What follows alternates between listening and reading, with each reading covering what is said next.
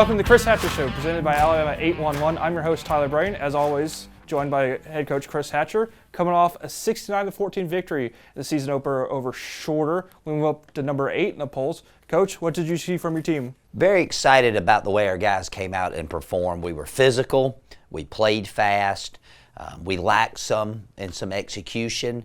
Again, I was a little skeptical at halftime of our offensive performance, even though we were scored a lot of points, and at the post game, a little hard on the guys. But after watching the tape, our defense was suffocating offensively. I thought that we played really, really well. Special teams, we did a great job there, and more importantly, I was very pleased with the crowd that came out. We had a tremendous group that came to the game, especially our students. And if any of those guys or gals are watching, it means a lot to our players to have student body attend the games and support the team. So all in all, it was a big win. It was a beautiful night for football and a great way to kick off the 2023 football season. Well, the offense starts with QB1, so let's get into his stat line real quick. 28 for 35, 375, and a career-high 5 touchdowns. He wins SoCon Offensive Player of the Week. What did you see out of Hires this week? I thought that he was crisp. He missed a couple throws, and he's very hard on himself and is a perfectionist.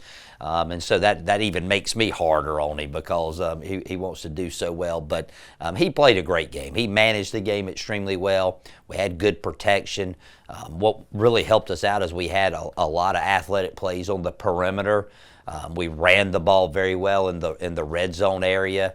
And just as important as a stat line for a QB is how your defense plays. Our defense forced a ton of 3 and outs, which allowed our offense to get a lot more opportunities to touch the ball. I think we started a little slow, and then the second quarter offensively, we scored 35 points, and that was pretty much the end of the ball game. Well, those 35 points are a school record for most points in a quarter. Chandler Smith scored 2 touchdowns.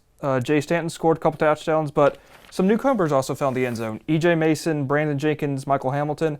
How important is it for the new guys to find the end zone early in the year? We've thought these guys were going to be integral parts of our offense this season, going through spring ball and summer camp. And sure enough, it was really good to see them make plays under the proverbial lights. EJ's a really strong athletic receiver that played at junior college at Northwest Community College with Hires, so they have a little bit of chemistry. Brendan Jenkins was a highly touted freshman that we were very fortunate to get, and he's flashed a lot during camp. And then Michael Hamilton, we brought him in from South Florida under a great recommendation of Travis Trickett, a former offensive coordinator here at Samford. He's been a little banged up during camp, but boy, he played good, and I would expect this week to be a big battle between him and Witherspoon and see who runs out and is the second team running back behind Jay Stanton this week.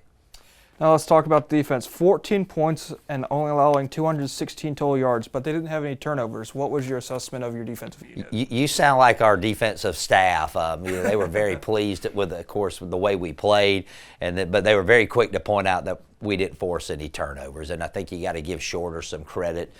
They were very conservative, kept throwing the short ball, running up the middle. I thought that our defense was outstanding. I thought we played fast, we were physical, we tackled well for an opening game. We had a couple miscues, but that's part of the game, and that's part of finding out what guys do well. But all in all, that was just an outstanding, dominating performance by our defense, and that's really good to see because, you win games with defense, and hopefully we'll improve in that area this week and be able to get those turnovers that we need each and every week to win ball games. We head to Western Carolina this week, SoCon opener, first road of the game of the year. They played at Arkansas, Little Rock last weekend, lost 56-14. They finished the year 6-5 last year, but in the season on a 3-game winning streak. What have you seen from the Catamounts on film?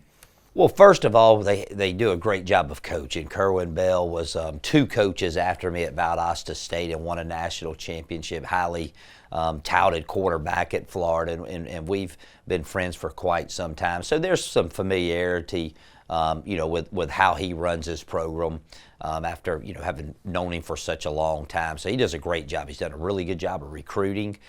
Their staff does a really good job of recruiting and coaching the fundamentals. Going to Western Carolina and Cullowhee, it's a very difficult place to play, especially, early in the year when expectations are extremely high for their football team.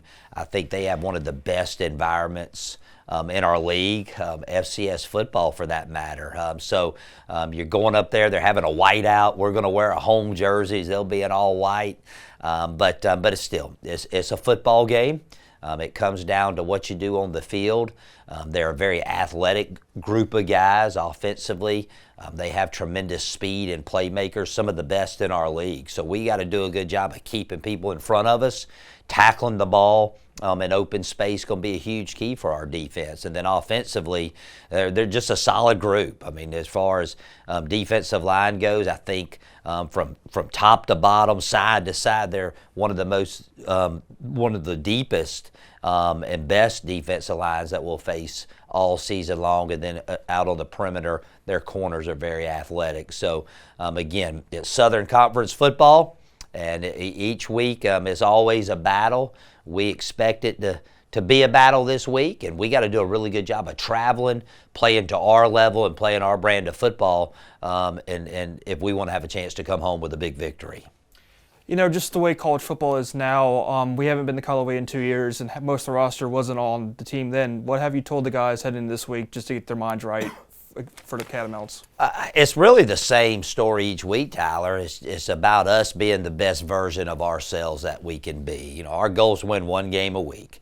Every game we play, in our minds, is the biggest game of the season. Because if you want to be in championship hunt at the end of the year, you look back at the beginning of the season and say, man, that game was a big win for us. Hey, that game was a big win. So that's our mindset each and every week. That will not change as long as I'm the football coach at Samford. But we do. We got to improve on the mistakes that we made. At times we'd have 10 guys playing well last Thursday night and one guy making a mistake. So we got to improve our execution, and we just got to go out there and play the game and have a good time doing it. But again, Southern Conference football on the road, especially early in the year in an environment that we're going in, we better bring our A game in order to have a chance to be successful. Kickoff this weekend is at 1:30 Central Time in Cullowhee, North Carolina, at the campus of Western Carolina. You can see it on ESPN+. And that's it for Chris Hatcher Show this week, presented by Alabama 811.